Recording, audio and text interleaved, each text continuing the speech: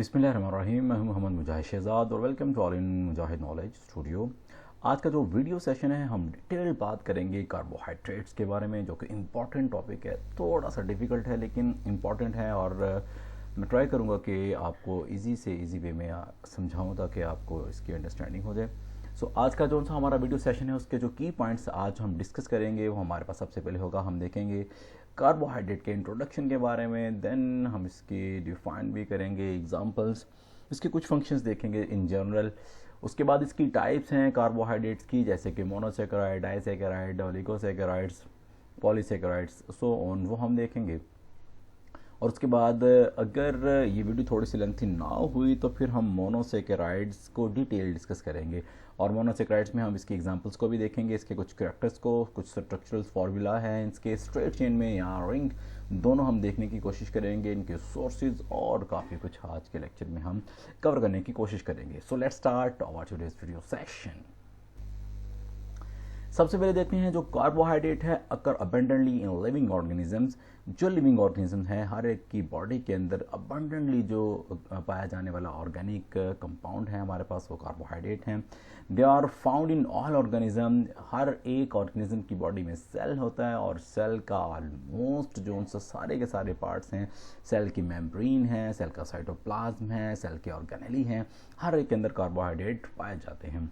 और इसके कुछ और मिसालें जिससे आपको ये कंफर्मेशन हो जाए, cellulose of the wood, cotton, paper, starch present in cereals और root tubers, cane sugar and milk sugar, ये सारी की सारी एग्जांपल्स हैं कार्बोहाइड्रेट्स की। और हमारा जो सा कार्बोहाइड्रेट है वो फूड का मेन कॉन्स्टिट्यूएंट्स है। जो हमारी प्राइमरी फूड है वो कार्बोहाइड्रेट के ऊपर डिपेंड करती है, जैसे कि राइस है या व्हीट है। नेक्स्ट अगर हम बात करें कंपोजिशन एंड जनरल फार्मूला की, सो जो से कार्बोहाइड्रेट्स हैं वो हाइड्रेटेड कार्बन्स हैं, ऐसे कंपाउंड्स हैं जिनके अंदर हाइड्रोजन होगी और कार्बन होगा। और अगर हम बात करें इसके अलावा और कौन कौन सी चीज़ें हैं, तो इसमें मेन चीज़ें जो तीन होंगी वो कार्बन है, हाइड्रोजन है और ऑक्सीजन है। और अगर हम बात करें ऑक्सीजन और हाइड्रोजन की रेशो की, तो जो रेशो वाटर के अंदर है सेम रेशो में वो कार्बोहाइड्रेट्स के अंदर भी प्रेजेंट होगा। फॉर एग्जांपल ये हमारे पास जनरल फार्मूला है कार्बोहाइड्रेट का, CN×H2ON, और ये एग्जांपल है C6H12O6। अब यहाँ पर जो सा आप देखें, ये जो से कॉन्स्टिट्यूएंट्स हैं H और ऑक्सीजन, हाइड्रोजन और ऑक्सीजन, जिस रेशो में ये वाटर के अंदर एग्जिस्ट करेंगे सेम रेशो में एग्जिस्ट करेंगे कार्बोहाइड्रेट्स के अंदर भी। इनका जनरल फार्मूला जैसे कि मैंने यहाँ पे डिस्कस कर लिया है, जनरल फार्मूला है CX×H2OY, whereas x is a whole number from 3 to many thousand, whereas y may be the same or different whole number। अब इस केस में क्या है कि ये जो c है ये होल नंबर है और ये 3 से शुरू होकर 1000 तक जाएगा, और x और y की कीमत सेम भी हो सकती है, लेकिन अप टू सम एक्सटेंट जो सी y की कीमत है वो थोड़ी डिफरेंट भी हो सकती है। नेक्स्ट अगर हम डिफाइन करें तो डिफाइन करने से पहले आप इन स्ट्रक्चर्स को थोड़ा सा अच्छे से समझ लें, उसके बाद हम इसको डिफाइन करने की कोशिश करेंगे। अब सबसे पहले देखिए ये हमारे पास है राइबोज, ग्लूकोज और फ्रक्टोज। मैं जस्ट एग्जांपल ले रहा हूँ ग्लूकोज की। अब ये देखें जी, ग्लूकोज की कार्बन नंबर ये है, इसके साथ हाइड्रोक्सिल ग्रुप 1 हो गया, ये दूसरा हो गया, ये तीसरा है, ये चौथा है और ये पाँचवा। मीन्स के 6 कार्बन है और 5 के साथ हाइड्रोक्सिल ग्रुप है। सो ज़्यादा जो सा प्रोपोर्शन है वो हाइड्रोक्सिल ग्रुप का है। सो मैं इसके लिए एक सेंटेंस या वर्ड यूज़ करूँगा पॉलीहाइड्रोक्सी। हाइड्रोक्सिल ग्रुप ज़्यादा है तो मैं वर्ड यूज़ करूँगा पॉलीहाइड्रोक्सी। अब ये देखिए ऊपर आपको फंक्शनल ग्रुप दिखाई दे रहा है जिसका नाम है एल्डो या एल्डिहाइड ग्रुप। यहाँ पर जो से हमारे पास ग्लूकोज है, यहाँ पर या तो हमारे पास एल्डिहाइड ग्रुप होगा और या हमारे पास कीटो ग्रुप होगा। सो इसी को भी ऐड कर लेते हैं डिफाइन में। ज़्यादा हाइड्रोक्सिल ग्रुप की वजह से हमने बोला था पॉलीहाइड्रोक्सी। अब जो हमारे पास फंक्शनल ग्रुप है एल्डिहाइड या कीटोन, तो हम दोनों को लिख लेते हैं पॉलीहाइड्रोक्सी, एल्डिहाइड और कीटोन। अब ये दोनों कॉम्प्लेक्स मॉलिक्यूल्स होंगे, कॉम्प्लेक्स सब्सटेंसेस होंगे। सो हम इसको फिर कंबाइन करेंगे। Chemically carbohydrates are defined as polyhydroxy, aldehyde और कीटोन और कॉम्प्लेक्स सब्सटेंसेस। अच्छा, उसके बाद क्या है जी नेक्स्ट, अगर हम इनको वाटर की प्रेजेंस में हाइड्रोलाइज करें तो ये एल्डिहाइड और कीटोन के ही सब यूनिट्स देंगे। Which on hydrolysis yield polyhydroxy aldehyde और कीटोन सब यूनिट्स। सिंपल सी बात है कि ये बने एल्डिहाइड और कीटोन से हैं और अगर इनको ब्रेक करेंगे तो एल्डिहाइड और कीटोन के ही सब यूनिट्स मिलेंगे। अब इसको थोड़ा सा हम रिन्यू कर लें दोबारा। Chemically carbohydrates are defined as polyhydroxy aldehyde और कीटोन। जो कार्बोहाइड्रेट हैं वो एल्डिहाइड और कीटोन्स या कॉम्प्लेक्स सब्सटेंसेस हैं which on hydrolysis yield polyhydroxy aldehyde और कीटोन सब यूनिट्स। जब उनको पानी की प्रेजेंस में ब्रेक किया जाता है तो वो एल्डिहाइड और कीटोन्स के सब यूनिट्स देंगे। एग्जाम्पल में हमारे पास ग्लूकोज है, राइबोज है और ये फ्रक्टोज भी मैंने लिखा हुआ है, तीनों में से आप कोई भी मेंशन कर सकते हैं। नेक्स्ट अगर हम हाइड्रोलिसिस की बात करें, ऑलरेडी मैं बता चुका हूँ हमारे पास ऑर्गेनिक मॉलिक्यूल्स हैं और अगर उनकी ब्रेकिंग हो in the presence of water तो उस प्रोसेस को हम बोलते हैं हाइड्रोलिसिस। फॉर एग्जाम्पल हमारे पास एक माल्टोज है और यहाँ पर वाटर का मॉलिक्यूल है। सो वाटर के मॉलिक्यूल की प्रेजेंस में जो सा माल्टोज है वो ब्रेक होगा तो 2 ग्लूकोज के मॉलिक्यूल आ जाएंगे। अब चूंकि ये वाली जो सी ब्रेकिंग है ये पानी की प्रेजेंस में हुई है, पानी के मॉलिक्यूल के यूज से हुई है, सो इस प्रोसेस को हम बोलेंगे हाइड्रोलिसिस। अगर हम बात करें सोर्सेज की तो जो भी हमारे पास फोटोसिंथेट हैं, फोटोसिंथेसिस करने वाले ऑर्गेनिज्म हैं, खा वो प्लांट हैं, वो बैक्टीरिया हैं, वो एल्ची हैं, वो यूज़ करेंगे इनऑर्गेनिक सब्सटेंस को, इनऑर्गेनिक मॉलिक्यूल्स को, जैसे कि कार्बन डाइऑक्साइड है, वाटर है और क्लोरोफिल की और सॉल्वेंट की मौजूदगी में ये दोनों कंबाइन होंगे और दे देंगे हमारे पास ग्लूकोज C6H12O6 जो कि एक कार्बोहाइड्रेट की एग्जाम्पल है और साथ रिलीज करेंगी ऑक्सीजन। अब ये डिपेंड करता है कि हमारे पास वाटर के कितने मॉलिक्यूल यूज़ हुए हैं। अगर तो 6 मॉलिक्यूल कार्बन डाइऑक्साइड और 6 मॉलिक्यूल वाटर के हैं तो हमारे पास आगे यहाँ पे वाटर रिलीज नहीं होगा। अगर वहाँ पे आप 12 मॉलिक्यूल्स लें तो फिर हमारे पास 6 मॉलिक्यूल्स वाटर के भी आ जाएंगे। नेक्स्ट अगर हम बात करें फंक्शंस की तो कार्बोहाइड्रेट का फंक्शनल रोल भी है और स्ट्रक्चरल रोल भी है। फंक्शन में ये सेल के लिए एनर्जी का सोर्स होगा और अगर हम स्ट्रक्चर की बात करें तो सेल वॉल और सेल मेम्ब्रेन का कॉन्स्टिट्यूएंट्स है, उनको बनाने में ये यूज़ होता है। Carbohydrate combined with protein to form glycoprotein और ये चेक करें जी हमारे पास मेम्ब्रेन है, ये आपको नजर आ रहे हैं कार्बोहाइड्रेट। अगर ये लिपिड के साथ मिलेंगे तो हम इनको बोलेंगे ग्लाइकोलिपिड, अगर ये प्रोटीन के साथ कंबाइन है तो इसको बोलेंगे ग्लाइकोप्रोटीन। अब चूंकि ये सेल मेम्ब्रेन है तो हम बोलेंगे ये सेल मेम्ब्रेन का कॉन्स्टिट्यूएंट्स हैं, जो मैंने यहाँ पे मेंशन किया है कॉन्स्टिट्यूएंट्स ऑफ सेल वॉल का भी है और सेल मेम्ब्रेन का भी।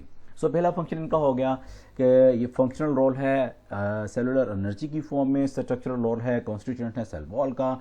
उसके बाद कॉन्जुगेटेड मॉलिक्यूल बनाएंगे, कार्बोहाइड्रेट जब प्रोटीन से मिलेंगे तो ग्लाइकोप्रोटीन बनेंगी, जैसे कि यहाँ पे आप देख सकते हैं प्रोटीन के साथ कार्बोहाइड्रेट अटैच हैं तो वो ग्लाइकोप्रोटीन सिंथेसाइज कर रहे हैं। नेक्स्ट अगर हम देखिए कार्बोहाइड्रेट कंबाइन विद लिपिड्स, अगर वो प्रोटीन के साथ कंबाइन हो रहे हैं तो ग्लाइकोप्रोटीन बना रहे हैं, सेम वे में वो लिपिड्स के साथ भी अटैच होंगे तो ग्लाइकोलिपिड्स बनाएंगे। अब ये दोनों के दोनों कॉन्जुगेटेड मॉलिक्यूल ग्लाइकोप्रोटीन और ग्लाइकोलिपिड्स ये एक्स्ट्रा सेलुलर मैट्रिक्स है एनिमल सेल का, उसको भी बनाते हैं, जैसे कि ये सेल मेम्ब्रेन है। और अगर हम बात करें बैक्टीरिया की तो उस केस में जो सेल वॉल के कॉन्स्टिट्यूएंट्स हैं उनको भी बनाएंगे। अब आपको यहाँ पे नज़र आ रहे हैं पैक्टिन है और ये आपको सेलुलोज नज़र आ रहे हैं, ये एग्जाम्पल्स हैं कार्बोहाइड्रेट की। The component of biological membrane, अब ये जो उनसे कंपोनेंट हैं वो बायोलॉजिकल मेम्ब्रेन के भी कंपोनेंट हैं, सेल वॉल के भी कंपोनेंट हैं। सो ये हमारे पास इसके आगे फंक्शंस। अगर हम बात करें क्लासिफिकेशन की तो जो कार्बोहाइड्रेट है हमारे पास एक सैकराइड्स है, ग्रीक वर्ड्स सैकारोन जिसका मतलब है शुगर, इससे ड्राइव्ड हुआ है और इसको हम 3 मेन डिविजन्स में क्लासीफाई करेंगे। सबसे पहले हमारे पास आ जाएगा मोनोसेकेराइड्स जो कि एक सिंपल ग्लूकोज हमारे पास होगा, उसके बाद है एलिगोसेकेराइड्स। अब काफ़ी ज़्यादा मोनोसेकेराइड आपस में मिलते हैं तो अगर वो 10+ हो जाएंगे तो वो फिर ओलिगोसेकेराइड्स देंगे और अगर थाउजेंड्स होंगे तो वो हमें पॉलीसेकेराइड्स देंगे। आप यहाँ पे भी देख सकते हैं ये हमारे पास मोनोसेकेराइड की एग्जाम्पल हैं। ग्लूकोज है, फ्रक्टोज है, हमारे पास ग्लैक्टोज है और ये डाइसेकेराइड की एग्जाम्पल है हमारे पास ये भी, और ये हमारे पास आ जाएगी पॉलीसेकेराइड्स। अब थोड़ा सा हम डिटेल डिस्कस करेंगे मोनोसेकेराइड के बारे में। जैसा कि मैं स्टार्टिंग में बताया था जो मोनोसेकेराइड्स हैं सिंपलेस्ट शुगर हैं, सबसे सिंपल शुगर हैं। इनका मोलेकुलर जो मैस है, जो मोलेकुलर वेट है वो थोड़ा होगा और they are sweet in taste, they are easily soluble in water. ये इसके कुछ करैक्टर्स हैं, एज अ शॉर्ट भी आ जाएंगे तो आप इनको मेंशन कर देंगे। और ये नीचे एग्जांपल्स हैं हमारे पास ग्लूकोज की और फ्रक्टोज की। नेक्स्ट है जी, they can not be hydrolyse into simple sugar. Already मैंने फर्स्ट सेंटेंस यूज़ किया कि ये सिंपल शुगर हैं तो इनको मजीद हाइड्रोलाइज नहीं किया जा सकता, in the presence of water इनको फर्दर ब्रेक नहीं किया जा सकता और ये फर्दर सिंपल शुगर में कन्वर्ट नहीं हो सकते। केमिकली दे आर इधर पॉलीहाइड्रोक्सी, एल्डिहाइड और कीटोन। अब पॉलीहाइड्रोक्सी तो है डेफिनेटली, काफ़ी ज़्यादा हाइड्रोक्सी ग्रुप हैं, तो उसके बाद डिपेंड करेगा कि फंक्शनल ग्रुप एल्डिहाइड है या कीटोन है। अगर तो एल्डिहाइड हुआ तो ये एल्डो होगी और अगर कीटोन हुआ तो ये कीटो शुगर होगी। अब नेक्स्ट लिखा है यहाँ पे, all carbon atoms of the monosaccharide except one have hydroxyl group.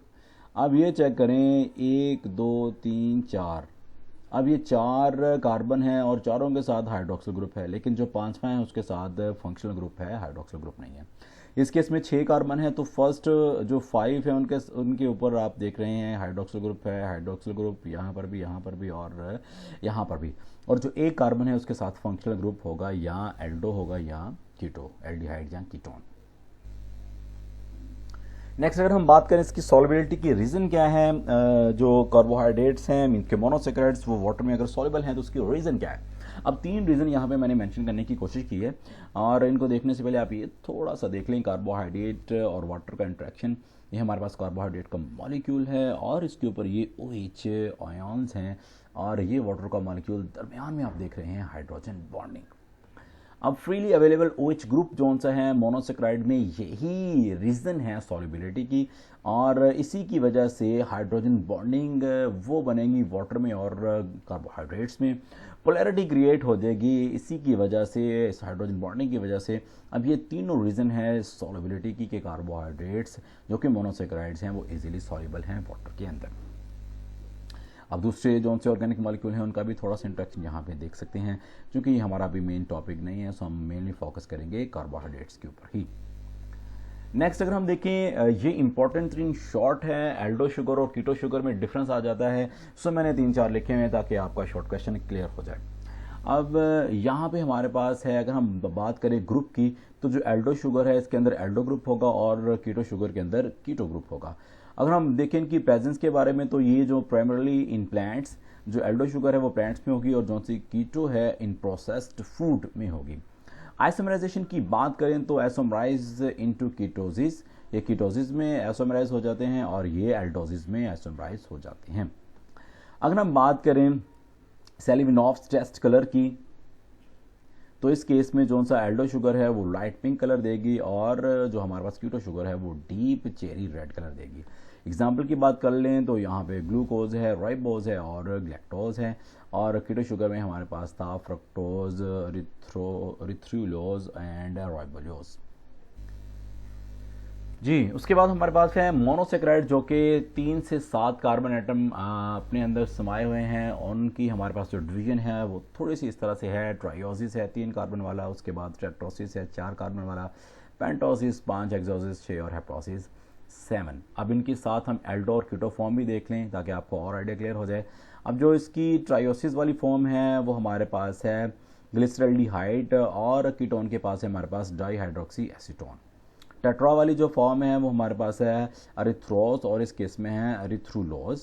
Pentose की फॉर्म जो सी हमारे पास है एल्डो में वो राइबोज है और कीटोस की फॉर्म में है राइबोल्यूज।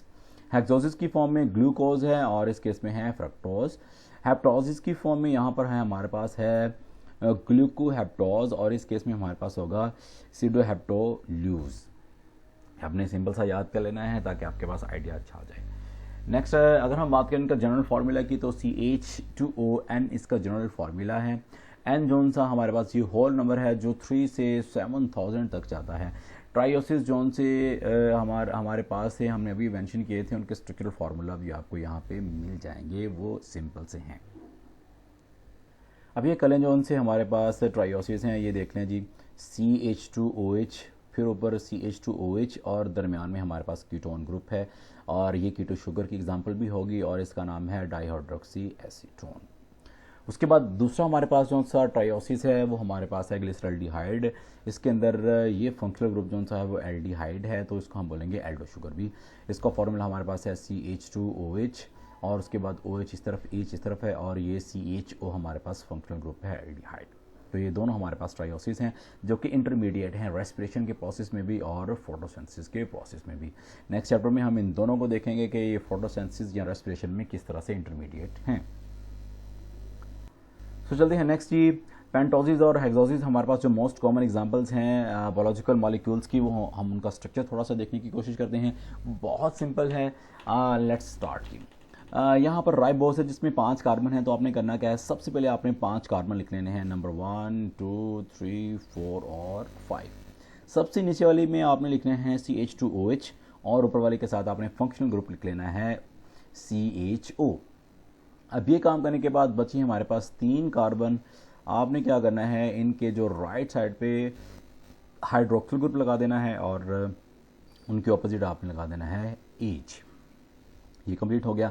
और अगर हम बात करें ग्लूकोज की, तो इसके लिए ये 6 कार्बन कंटेनिंग मोनोसेक्राइड है, तो आपने 6 कार्बन को लिखना है सिंपली।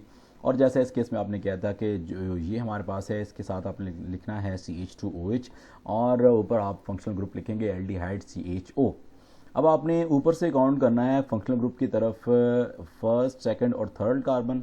इसको आप थोड़ा सा ब्लैंक छोड़ दें या नीचे से काउंट कर लें, फर्स्ट, सेकंड, थर्ड और फोर्थ। इसको आप छोड़ दें, बाकी आपके पास जो 3 बचेंगी कार्बन, एक ये वाली और 2 नीचे वाली, दोनों के राइट साइड पे आप हाइड्रोक्सिल ग्रुप लिखेंगे और इनके ऑपोजिट डेफिनेटली आप हाइड्रोजन लिखेंगे। और जो फोर्थ मैंने आपको बोला था बॉटम से और फंक्शनल ग्रुप की तरफ से मैंने जो थर्ड ये वाला बोला था, इसको आपने रिप्लेस कर देना है। राइट साइड पे आप लिखेंगे हाइड्रोजन और लेफ्ट साइड पे आप लिख देंगे हाइड्रोक्सिल ग्रुप। अब इस तरफ चलते हैं, ये दोनों के पास हमारे पास जो ये वाले फंक्शनल ग्रुप थे ये एल्डिहाइड थे, तो ये दोनों एल्डो शुगर्स हैं। अब बात कर लेते हैं फ्रक्टोज की, जो कि हमारे पास एक कीटो शुगर है। इसके भी 6 कार्बन हैं, सो आप सिंपल 6 कार्बन लिखें, first, second, third, fourth, fifth और 6। अब थोड़ा सा चेंज यहाँ पे है कि आपने जो ये वाली कार्बन है इसके साथ लिखना है CH2OH और सबसे ऊपर वाले के साथ भी आपने सेम लिखना है CH2OH। उसके बाद हमारे पास 4 कार्बन दरमियान में रह गई, तो जो आपके पास ये वाली कार्बन है इसके साथ आपने लगा देना है डबल बॉन्ड के साथ ऑक्सीजन लगा देना है। अब यहाँ पे ये हाइड्रोजन नहीं आएगा क्योंकि कार्बन की ऑलरेडी वैलेंसी 4 पूरी हो रही है और ऑक्सीजन की भी 4 वैलेंसी यहाँ पे पूरी हो रही है, तो यहाँ पे ये वाला हाइड्रोजन नहीं आएगा, यहाँ पे ये मिसप्लेस हो गया शायद उनसे। अच्छा, उसके बाद जो सी ये वाली लोअर 3 हमारे पास हैं, इनमें से जो वही मैंने ऑलरेडी बोला था, ऊपर से थर्ड जोन सी है उसको आपने राइट साइड पे H लिखना है और राइट साइड पे H लिखना है और लेफ्ट साइड पे आप OH लिखेंगे। बाकी जो 2 रिमेनिंग हैं, राइट साइड पे हाइड्रोक्सिल ग्रुप है और दूसरी दोनों साइड पे आप हाइड्रोजन ग्रुप लिखेंगे। सो ये था थोड़ा सा इनका स्ट्रक्चर के बारे में। इनकी मैं फिर एक शॉर्ट वीडियो बनाऊंगा ताकि आपको और अच्छे से याद हो जाए। यहाँ पे डिटेल है लेकिन इन स्ट्रक्चर्स की जस्ट मैं शॉर्ट बनाऊंगा ताकि आपको और अच्छे से आइडिया हो जाए। अब जो से मोनोसेक्राइड है, अगर इनको हम किसी भी सॉल्यूशन में डालें तो ये रिंग्ड स्ट्रक्चर में कन्वर्ट हो जाते हैं और हमारे पास जो राइबोज और ग्लूकोज अभी हमने डिस्कस की है उनका रिंग स्ट्रक्चर जो उनसे स्ट्रक्चर्स हैं वो हमारे पास यहाँ पे अवेलेबल हैं। अब आपने जो याद करना है, आपने ये चेक करें जी, ये जहाँ पर मैं कर्सर को मूव कर रहा हूँ आपने इसको देखना है कि ये कर्सर किस जगह पे है और इसी के अकॉर्डिंगली आप याद करना शुरू कर देंगे। अब ये हमारे पास है जी, सबसे पहले 5 कॉर्नर, आप 5 कॉर्नर ये ड्रा करें। यहाँ से सबसे पहले ये नीचे लाइन लगाएं, उसके बाद ये वाली लाइन और उसके बाद ये वाली लाइन, फिर इन दोनों को आपस में ऐसे ज्वाइन करके यहाँ पे दरमियान में आपने लिखना है ऑक्सीजन। फिर आपने क्या करना है, आप देखेंगे नीचे आपके पास 4 प्लेसेस हैं, 2 ये नीचे की तरफ और 2 ये ऊपर की तरफ। जो नीचे वाली हैं इनके ऊपर आपने क्या लिख देना है, हाइड्रोक्सिल ग्रुप लिख देना है और जो 2 ऊपर वाली हैं साइड के आप इनके साथ आप हाइड्रोजन लिखेंगे। और ये माइंड में रखना है कि अगर आपने एक तरफ OH लिखा है तो दूसरी तरफ अल्टीमेटली क्या होगा, H होगा और H होगा। यहाँ पर आपने H लिखा है तो दूसरी तरफ हमारे पास OH होगा। तो ये आपने कंप्लीट कर ली चीज़। अब लास्ट कौन सी रहेगी, ये वाली कार्बन, इसके साथ आप लिखें CH2OH। OH आप इसके साथ भी लिख सकते हैं या साइड पे भी लिखा जा सकता है। अब चलते हैं, ये वाला जो सा रिंग स्ट्रक्चर था राइबोज का, तो इसका नाम जब रिंग स्ट्रक्चर में आ जाएगा तो इसका नाम होगा राइबोफ्यूरानोज, जो कि डी राइबोज हमारे पास है। अब अगर हम बात करें ग्लूकोज की, तो आपने इस केस में जो याद करना है वो बेस्ट आप वे है इसको याद करने का, सिंपली आप ये सीधी लाइन लगाएं ऊपर और नीचे, इन दोनों के दरमियान में एक डॉट इस तरफ और एक डॉट इस तरफ, और फिर दोनों लाइनों के साथ इस डॉट को मिला दें और दोनों लाइनों के साथ इस डॉट को आप ऐसे मिला दें। मिलाने के बाद आप सिंपल क्या करेंगे, ये आप याद रखें कार्बन नंबर 6 है, 5th है और 3। हमने पहले इनको सॉल्व करना है, बाकी सबको छोड़ देना है। सो मैं स्टार्ट कर रहा हूँ 6ठी कार्बन के साथ। यहाँ पर हमारे पास जो स्टडी कार्बन है आप इसके साथ लिखेंगे CH2OH, OH इसके साथ भी लिखा जा सकता है, यहाँ साइड में भी लिखा जा सकता है। सो इसके ऑपोजिट जोन से हमारे पास 5th कार्बन है, आप नीचे लिखेंगे H, और उसके साथ नीचे जो 3rd कार्बन है उसके ऊपर वाले जो एंड के साथ आप लिखेंगे OH और नीचे लिख देंगे H। अब आपने इसको याद रखना है, ये कोई सीक्वेंस या लॉजिक नहीं है, यहाँ पे आपने वाटर मॉलिक्यूल बनाना है, ऊपर H और नीचे OH। अब ये आपने कर लिया सीधी स्ट्रेट लाइन, 6th, 5th और 3rd कार्बन वाली आपने कर ली। अब अगर आप इसको फॉर एग्जांपल समझे थोड़ी देर के लिए कि ये नहीं है, तो बाकी हमारे पास नीचे 3 प्लेसेस हैं, 1, 2 और 3, तीनों के साथ आपने हाइड्रोक्सिल ग्रुप अटैच कर देना है। और ऑपोजिट आपको पता है कि हाइड्रोक्सिल ग्रुप का जो ऑपोजिट है वो हमारे पास हाइड्रोजन है, हाइड्रोजन है और हाइड्रोजन है। इसका नाम चूंकि ये ग्लूकोज है तो इसका नाम होगा ग्लूकोपाइरानोज, ये भी डी ग्लूकोज की फॉर्म हमारे पास है। नेक्स्ट अगर हम बात करें, ये तीनों इंपॉर्टेंट एमसीक्यूज हैं, फ्री फॉर्म में जो सा हमारे पास ग्लूकोज है वो फ्रूट के अंदर पाया जाता है, हमारे पास ग्रेप्स हैं, इन फिग है और डेट है। और अगर हम बात करें कंबाइंड फॉर्म में, मोनोसेक्राइड में ये सिंपल भी हो सकता है, कंबाइंड फॉर्म में ये डाइसेक्राइड में भी हो सकता है और पॉलीसेक्राइड में भी हो सकता है। ब्लड में अगर हम इसकी परसेंटेज देखें तो इसकी परसेंटेज ब्लड पे अंदर 0.08% है। ये तीनों इंपॉर्टेंट 3 एमसीक्यूज हैं, इनको रिकॉल कीजिएगा और याद भी रखिएगा। नेक्स्ट हमारे पास है, अगर हम बात करें कि इनका जो सा हमारे पास कार्बोहाइड्रेट है, इनका मेन सोर्स क्या है, तो ऑलरेडी मैं डिस्कस कर चुका हूँ कि जो ग्रीन प्लांट है इनका मेन सोर्स है, या जो फोटोसिंथेटिक ऑर्गेनिज्म है वो इनका मेन सोर्स है, जो कि यूज़ करेंगे इनऑर्गेनिक कंपाउंड को कार्बन डाइऑक्साइड और वाटर के in the presence of chlorophyll and sunlight, और बना देंगे ऑर्गेनिक मॉलिक्यूल जो कि कार्बोहाइड्रेट है with the release of oxygen. और ऑप्शनल हमारे पास वाटर भी है, वो मैंने ऑलरेडी डिस्कस किया है कि डिपेंड करता है कि आपने 12 मॉलिक्यूल्स ऑफ वाटर यूज़ किए हैं या 6 किए हैं यूज़। उसके बाद अगर हम बात करें इसका ये कितनी सोलर एनर्जी चाहिए, कितने ग्राम ग्लूकोज बनेगा, ये इसका थोड़ा सा बैकअप चेक कर लें। अगर ये कार्बन डाइऑक्साइड और वाटर बाकी सारी की सारी कंडीशंस हम फुली नॉर्मली सेटिस्फाइड रखें, प्रोवाइड करें, सोलर एनर्जी हम प्रोवाइड करें 717.6 किलो कैलोरी, तो ग्लूकोज की जो क्वांटिटी है वो 10 ग्राम बनेगी।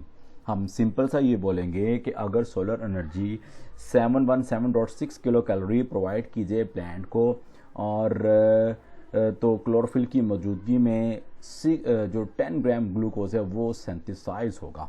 अब जो सी ये एनर्जी है सोलर एनर्जी, जिसकी मैंने यहाँ पे ये वैल्यू लिखी हुई है 717.6 किलो कैलोरी, जब ये ग्लूकोज बनेगा तो ग्लूकोज एक केमिकल है, एक मॉलिक्यूल है। सो जो सी ये ट्रैप्ड एनर्जी है ये स्टोर हो जाएगी ग्लूकोज के मॉलिक्यूल में एज अ केमिकल एनर्जी, और ये अवेलेबल होगी हर एक ऑर्गेनिज्म को जब इसको ऑक्सीडाइज किया जाएगा बॉडी के अंदर। So that was all guys about today's lecture. Hope कि आपको इन्फॉर्मेटिव लगेगा और इसको आप 1 by 1 याद करने की भी कोशिश कीजिएगा। अब जो हमने की पॉइंट्स स्टार्ट में डिस्कस किए थे वही की पॉइंट आपके माइंड में होंगे, और हर एक की पॉइंट के अकॉर्डिंगली जो मैंने थोड़ा सा एक्सप्लेन करने की कोशिश की है आप उनको एज अ शॉर्ट के तौर पे याद करें, और एज अ होल अगर आप इनको कंबाइन करेंगे तो वो हमारे पास एक लॉन्ग बन जाएगा। सो कार्बोहाइड्रेट अलहदा से एक लॉन्ग क्वेश्चन भी है। अगर हम जस्ट मोनोसेक्राइड की बात करें तो मोनोसेक्राइड भी एक लॉन्ग क्वेश्चन है। और शॉर्ट क्वेश्चन की बात करें तो कार्बोहाइड्रेट के सोर्सेज क्या हैं, कार्बोहाइड्रेट की डिफाइन है, उसके एग्जाम्पल है, और उसके बाद फंक्शंस भी हो गए, ये सारे के सारे शॉर्ट में आएंगे। मोनोसेक्राइड के फंक्शंस भी हैं, उनकी टाइप्स भी हैं, और उनके स्ट्रक्चरल फार्मूलाज स्ट्रेट चेन में भी हैं और सॉल्यूशन में भी हैं, तो ये सारे के सारे शॉर्ट के तौर पे होंगे।